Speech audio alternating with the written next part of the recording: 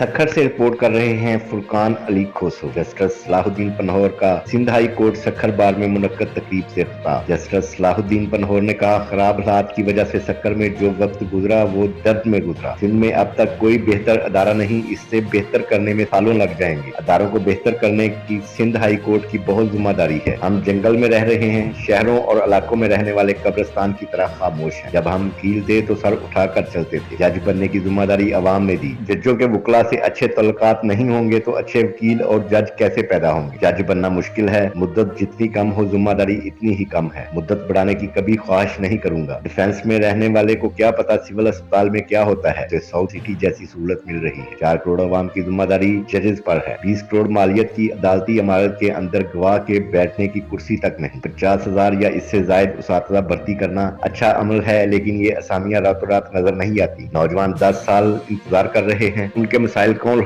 हल करेगा। अवाम की मदद ना करने वालों को अल्लाह जिम्मेदारी ना दे। अगर किसी को ऐसा इख्तियार दिया गया तो ना दिया जाए। कोर्ट रूम का माहौल सब बनाते हैं, सिर्फ एक जज नहीं बनाता। सखर बार का अंदरून सिंध के बार में अहम और लीडिंग किरदार है। जज जिम्मेदारी का काम है। जज की आजादी और सोशल लाइफ खत्म हो जाती है। यहाँ कोई शख्स सच कहने को तैयार नहीं। हम सब कंप्रोमाइजिंग नेचर के बन गए हैं। उनका मजीद कहना था, हमें अदारे सेट करने में वक्त लग सकता है। सिंध के इशूज पाकिस्तान के दीगर सूबों से कुछ मुख्तलिफ हैं। दूसरे सूबों में स्मॉल इंडस्ट्रीज में वोकेशनल स्कूल फंक्शनल हैं। सिंध में 350 से ज्यादा वोकेशनल इंस्टीट्यूट थे, जिनमें से कुछ रोक हो गए, कुछ किराए पर दे दिए गए। अगर आप जज बनते हैं तो आप 4 करोड़ लोगों के काजी हो। 40 लोगों पर 4 करोड़ अवाम की जिम्मेदारी है। अगर ये 4 करोड़ तकलीफ में हैं तो ये आपकी जिम्मेदारी है। यहाँ पर लोग अजीब जिंदगी बसर कर रहे हैं। लोगों को पेंशन नहीं मिल रही।